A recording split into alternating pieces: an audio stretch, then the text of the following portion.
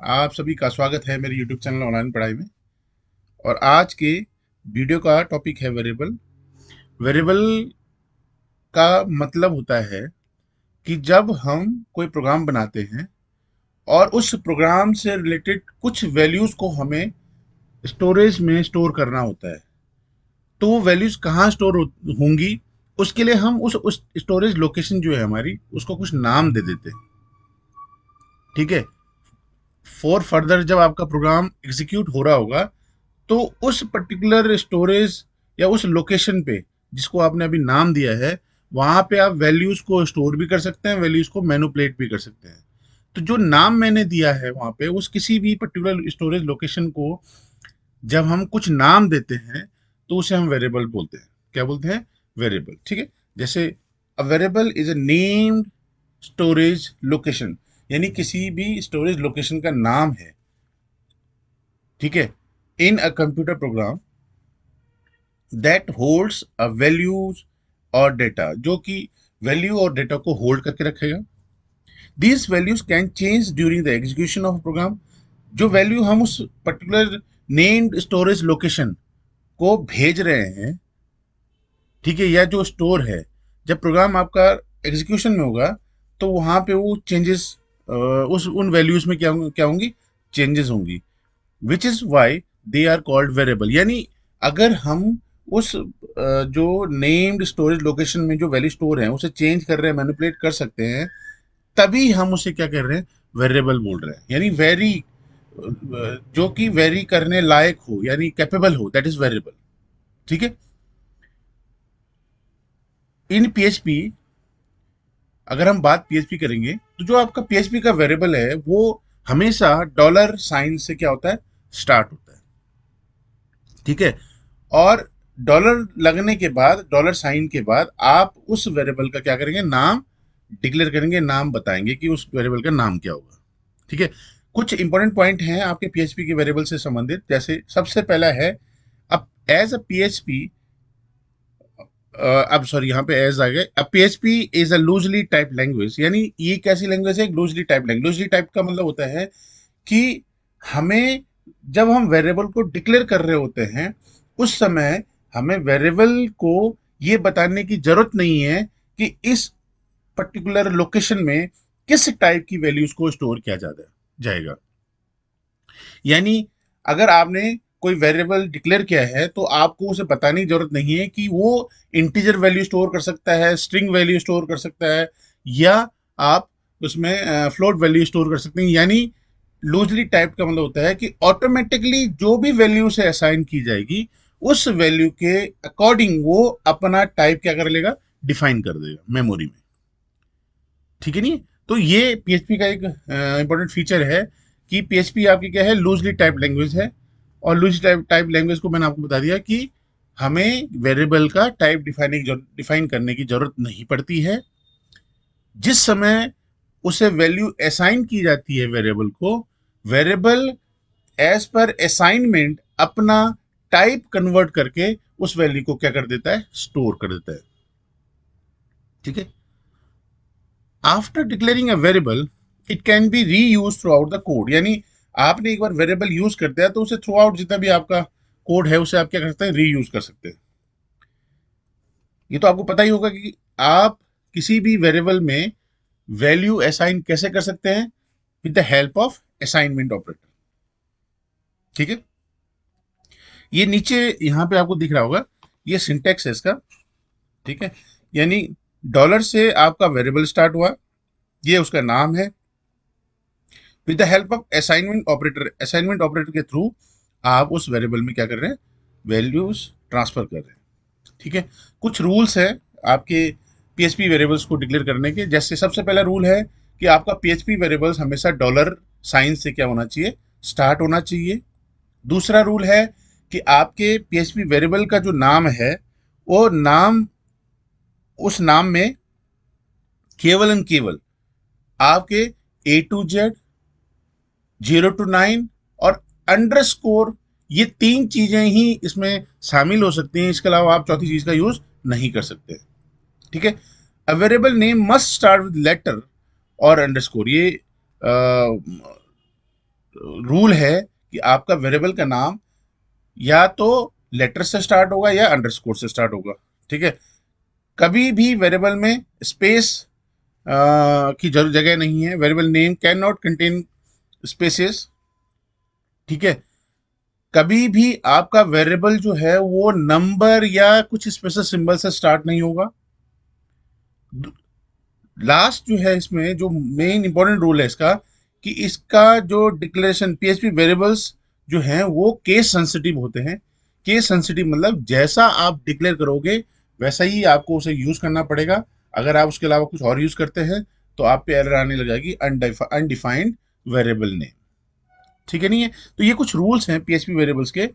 अब एक छोटा सा मैंने यहाँ पे प्रोग्राम आपको दिखा रहा हूँ कि जहाँ आपने इस तरीके से आप बेसिकली पीएचपी की प्रोग्रामिंग करेंगे। ठीक है, पीएचपी की प्रोग्रामिंग के लिए पीएचपी से आप ये जो आपका क्वेश्चन मार्क और पीएचपी स्टार्ट होता है, ये पीएचपी का ब्लॉक स्टार्ट हो गया। यहाँ आप कुछ भी क्या कर सकते हैं, प्रोग्रामिंग कर सकते हैं। तो यहाँ पे मैं आपको केवल वेरिएबल के बारे में बता रहा हूँ। पीएचपी प्रोग्रामिंग का जो रूल्स और ये है वो आपके अलग वीडियो में मैंने अपलोड किए हैं। ठीक है, यहाँ पे आप देखेंगे कि जो स्ट्रिंग है आपका, यहाँ पे 3 वेरिएबल मैंने डिक्लेयर किए हैं और तीनों को मैंने वैल्यू असाइन की है। ठीक है, लेकिन वैल्यू असाइन करने से पहले मैंने उस वेरिएबल को बताया नहीं कि उसके पास कौन सी वैल्यूज आने वाली है। तो ये जैसी S T R hello string को लेगा, तुरंत ही ये अपने आप को स्ट्रिंग में कन्वर्ट कर देगा। एक्स 200 लेगा तो ये अपने आप को इंटीजर में कन्वर्ट कर लेगा। वाई 44.6 जैसे ही अपने उसे असाइन किया जाएगा, वो तुरंत ही अपने आप को किस में कन्वर्ट कर लेगा, फ्लोट में कन्वर्ट कर देगा। यानी लूजली टाइप लैंग्वेज का ये एक फायदा है कि हमें पहले से बताने की जरूरत नहीं होती है कि उसे कौन सी वैल्यूज फॉर फ्यूचर दी जाएंगी। ये एक सम ऑफ टू नंबर्स का एक प्रोग्राम बनाया है मैंने। तो जो ये तरीका होता है, आपको ये ध्यान रखना है कि जब भी आप वेरिएबल्स का यूज करें तो इस तरीके से यूज करना है कि हमेशा वेरिएबल डॉलर से ही स्टार्ट होगा। जित चाहे डिक्लेयर कर रहे हो चाहे यूज कर रहे हो, आपको वेरिएबल के आगे डॉलर साइन लगाना कंपलसरी है। यहाँ पे मैंने आपको दिखा रखा है केस सेंसिटिव का एक केस दिखा रखा है कि इसने कलर, ये जो वेरिएबल है ये स्मॉल में डिक्लेयर हुआ था, लेकिन यहाँ पे ये कैपिटल और स्मॉल में यूज हो रहा है। तो ये इस पर्टिकुलर 2 लाइन में एरर देना स्टार्ट कर देगा। अनडिफाइंड वेरिएबल, यानी ये कलर भी नहीं पता उसे कौन है और ये कलर भी पता उसे नहीं है, क्योंकि आपका जो वेरिएबल का नाम है वो स्मॉल कलर में। तो ये केस सेंसिटिव वाला मामला यहाँ पे आपको मैंने दिखा रखा। ठीक है, अब बात करते हैं हम वेरिएबल स्कोप की। तो वेरिएबल स्कोप का मतलब होता है ए रेंज, यानी एक बाउंड्री। हम किसी को अगर डिक्लेयर कर देते हैं कि इस बाउंड्री तक ही तेरी आप लोगों की कैपेसिटी या एक लिमिट है, तो वो हमें हमेशा क्या होती है, अगर वो वेरिएबल केस में है तो वो वेरिएबल के लिए एक स्कोप बन जाता है। The scope of variable is defined as it's a range in the program under which it can be accessed. यानी कि हमने कहा कि जो स्कोप ऑफ वेरिएबल है ये हम एक रेंज को डिफाइन कर देते हैं प्रोग्राम में, कि आपने जो वेरिएबल डिक्लेयर किया है उस वेरिएबल को कहां तक एक्सेस किया जा सकता है। तो ये स्कोप ऑफ वेरिएबल कहलाता है। ठीक है, स्कोप ऑफ वेरिएबल में हम 3 टाइप के वेरिएबल स्कोप पढ़ेंगे, एक लोकल वेरिएबल, एक ग्लोबल वेरिएबल और एक स्टैटिक वेरिएबल। ठीक है, यहां पे हम जब भी लोकल वेरिएबल की बात करेंगे, the variables that are declared within a function are called local variables for that function। यानी लोकल वेरिएबल, आप यहां पे देखो, ये जो वेरिएबल है नम, जिसे मैंने 45 असाइन किया है, ये लोकल वेरिएबल है इस फंक्शन के लिए। यानी कि अगर हम बात करेंगे तो ये इस पर्टिकुलर वेरिएबल के लिए इसकी बाउंड्री होती है यहाँ से स्टार्ट, और यहाँ पे इसकी बाउंड्री क्या हो जाती है, खत्म हो जाती है। इसके बाहर इसे यूज नहीं किया जाएगा, इसीलिए इसे हम इसे क्या बोलते हैं, लोकल वेरिएबल बोलते हैं। ठीक है, तो यहाँ पे आप देख रहे होंगे कि this means that the variable can not be access outside the function. अगर वो फंक्शन के अंदर है तो उसे आउटसाइड द फंक्शन यूज नहीं किया जा सकता, क्योंकि वो कौन सा वेरिएबल है, लोकल वेरिएबल है। फिर हम बात करते हैं ग्लोबल वेरिएबल की। ग्लोबल वेरिएबल वो पर्टिकुलर वेरिएबल है जो कि आउटसाइड द फंक्शन डिक्लेयर किया जाता है। आउटसाइड द फंक्शन यानी जितने भी आपके 10 फंक्शन हो, 20 फंक्शन हो, उनसे बाहर जो भी वेरिएबल डिक्लेयर किया जाएगा वो वेरिएबल हमारा कौन सा कहलाएगा, ग्लोबल वेरिएबल कहलाएगा। ठीक है, लेकिन आपको ये ध्यान रखना है कि ग्लोबल वेरिएबल को जब भी आप फंक्शन के अंदर यूज कर रहे होंगे तो उसके लिए आपको हमेशा फंक्शन यूज करने से पहले उसे एज अ ग्लोबल डिक्लेयर करना पड़ेगा फंक्शन के अंदर। तो ग्लोबल डिक्लेयर करने के लिए हमारे पास एक कीवर्ड होता है जिसे हम ग्लोबल बोलते हैं। तो उस ग्लोबल कीवर्ड कीवर्ड के थ्रू आप किसी भी ग्लोबल वेरिएबल वेरिएबल को विद इन अ फंक्शन क्या कर सकते हैं, एक्सेस कर सकते हैं। जैसे यहाँ पे आपको दिखा रखा है मैंने, जो नेम है हमारा, ये नेम हमारा ग्लोबल, ये जो नेम वेरिएबल है ये हमारा ग्लोबल वेरिएबल है, ठीक है, जिसको मैंने राम भेजा है, वैल्यू राम है उसकी। अब मुझे इस नेम को विद इन फंक्शन यूज करना है। तो विद इन फंक्शन यूज करने के लिए पहले मैं इसे, इसको ग्लोबल कीवर्ड, जो हमारा ये ग्लोबल कीवर्ड दिख रहा है आपको, इस ग्लोबल कीवर्ड के थ्रू इससे पहले क्या करूंगा, डिक्लेयर करूंगा, और उसके बाद से ना यूज करूंगा। तो ये आसानी से जो भी वैल्यू इसके पास है, आसानी से इस पर्टिकुलर जो आपको ये स्टेटमेंट दिख रही है, इस स्टेटमेंट के थ्रू ये डिक्लेयर क्या हो जाएगा, प्रोसेस हो जाएगा। ठीक। और आउटसाइड वर्ड की बात करूंगा तो मुझे आउटसाइड जो आपका ग्लोबल वेरिएबल है, आउटसाइड द फंक्शन, मुझे ग्लोबल वेरिएबल को हम डायरेक्ट क्या कर सकते हैं, एक्सेस कर सकते हैं, डिक्लेयर करने की जरूरत नहीं है। यानी कि ये फंक्शन के अंदर जब भी यूज करेंगे या उस ग्लोबल वेरिएबल को, तो ग्लोबल कीवर्ड के थ्रू ही हम क्या कर सकते हैं, यूज कर सकते हैं। यहाँ पे देखेंगे आप, यहाँ पे मैंने एक छोटा सा प्रॉब्लम दिखा रखी है कि यहाँ पे मैंने ग्लोबल वेरिएबल ये डिक्लेयर किया था, ठीक है, और उस ग्लोबल वेरिएबल को मैंने डायरेक्ट एक्सेस कर दिया किसके अंदर, फंक्शन के अंदर। तो वो बेसिकली उसे आइडेंटिफाई कर नहीं पाया, क्योंकि ये ऐसे डायरेक्ट यूज केवल एंड केवल क्या कर सकता है, लोकल वेरिएबल को यूज कर सकता है, ग्लोबल को नहीं कर सकता है। तो यहाँ पे ये एरर क्या देगा, अनडिफाइंड वेरिएबल एरर देगा। ग्लोबल के अलावा हमारे पास एक ग्लोबल्स एक एरे वो है, प्रीडिफाइंड ग्लोबल्स एरे है, जिसके थ्रू भी आप ग्लोबल जो वेरिएबल है उन्हें यूज कर सकते हैं विद इन अ फंक्शन। तो कैसे करेंगे, यहाँ पे देखिए आप, ये हमारे पास दो ग्लोबल वेरिएबल है। इन दो ग्लोबल वेरिएबल्स को ग्लोबल्स एरे, जो कीवर्ड हमारा ग्लोबल्स एरे के थ्रू कैसे यूज करेंगे, डॉलर ग्लोबल्स और एरे सिंबल से लगा के पहला वेरिएबल और एरे सिंबल दूसरा वेरिएबल को हम क्या करेंगे, यूज करेंगे। और इस तरीके से हम क्या कर सकते हैं, इजीली किसी भी ग्लोबल वेरिएबल को यूज कर सकते हैं। यानी ग्लोबल वेरिएबल को आप दो तरीके से विद इन फंक्शन यूज करते हैं, एक ग्लोबल कीवर्ड के थ्रू और एक ग्लोबल एरे के थ्रू। आप क्या कर सकते हैं, ग्लोबल जो हमारा वेरिएबल है उसे क्या कर सकते हैं, फंक्शन के अंदर एक्सेस कर सकते हैं। ठीक है। अब बात करते हैं हम स्टैटिक वेरिएबल की।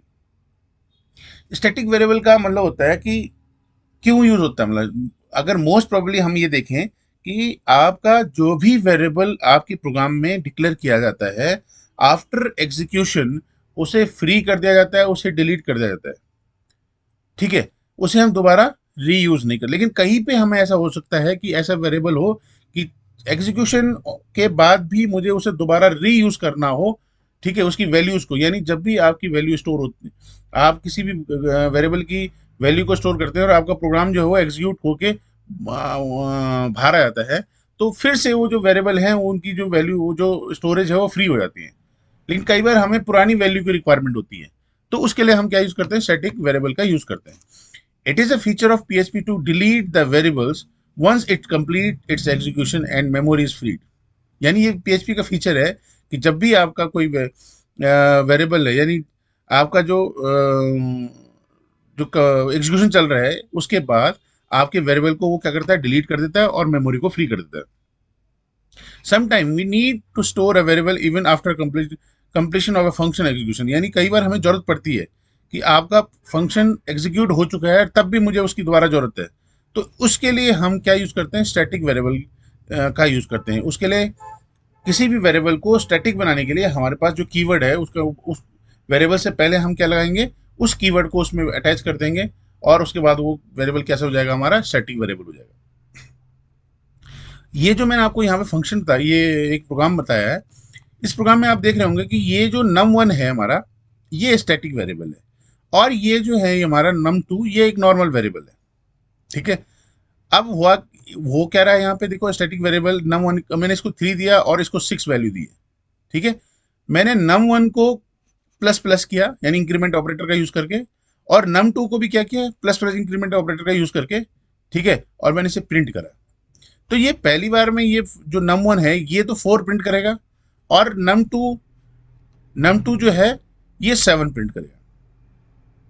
ठीक है।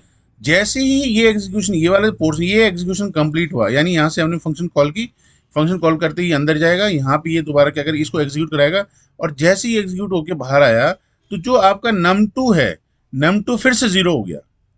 ठीक है, क्या हो गया, जीरो हो गया। लेकिन num1 एग्जिट होने के बाद भी अपनी उस लास्ट वैल्यू जो उस पे थी, उस वैल्यू को अपने पास स्टोर करके रखेगा, क्योंकि वो कौन सा वेरिएबल है, स्टैटिक वेरिएबल है। ठीक है, अब यहाँ पे देखो आप, मैंने सेकंड टाइम इसी फंक्शन को कॉल किया, जब ये कॉल करेगा तो अंदर, जैसे ही अंदर जाएगा तो यहाँ पे ये जो num1 है ये पहले से स्टैटिक है, तो यानी ये पहले से ही जो इसके पास वैल्यू स्टोर है, इस वैल्यू को अपने पास लेके जाएगा, यानी ये यहाँ पे 3 को इग्नोर करेगा, स्टैटिक वेरिएबल, और num2 के बाद फिर से क्या चला जाएगा, 6 चला जाएगा। अब num1 में जब इंक्रीमेंट होगा तो उस पर जो लास्ट वैल्यू थी एग्जिट होते हुए, वो वैल्यू उस पे स्टोर रहेगी। उस वैल्यू को, वो वैल्यू क्या थी हमारे पास, 4। तो अब जो इंक्रीमेंट होगा वो 3 में नहीं होगा, बल्कि जो लास्ट एग्जीक्यूटेड वैल्यू थी उसमें इंक्रीमेंट होगा, यानी अब 4+1, यहाँ पे जो वैल्यू इंक्रीमेंट होगी वो कौन सी होगी, 4+1 होगी। ऐसे num1 में आएंगे हम, तो num2 में क्या है हमारे पास, फ्रेश वैल्यू है जिसको हम 6 बोल रहे हैं। यानी यहाँ पे आपको आउटपुट दिख रहा होगा कि पहले वाले फंक्शन कॉल में 4 और 7 है, सेकंड वाले में भी 4 7 होना चाहिए था अगर ये वैल्यू स्टैटिक नहीं होती तो। ठीक है, ये वैल्यू अगर स्टैटिक नहीं होती फिर से 4 7 होता, लेकिन स्टैटिक होने के कारण इसने वैल्यू, जो आपकी वैल्यू है, जो वेरिएबल की वैल्यू है, उसे फ्री नहीं किया, उसे डिलीट नहीं किया, और उसे स्टैटिक वहीं रहने दिया। नेक्स्ट टाइम जब वो जाएगा तो उसमें कोई चेंजेस नहीं हुए, और इस तरीके से आपका पर्टिकुलर वेरिएबल पुरानी वैल्यू में एक इंक्रीमेंट करके क्या हो चुका है, ओके हो चुका है। ठीक है, तो ये हमारा स्टैटिक, स्टैटिक वेरिएबल मतलब सीधा सीधा एक लाइन में कि स्टैटिक वेरिएबल का मतलब होता है कि आपका जो वेरिएबल है आफ्टर एग्जीक्यूशन क्या नहीं होगा, डिलीट नहीं होगा, और उसकी मेमोरी को फ्री नहीं किया जाएगा। फर्दर हम उस लास्ट एग्जीक्यूटेड वैल्यू को क्या कर सकते हैं, यूज कर सकते हैं और यूटिलाइज कर सकते हैं।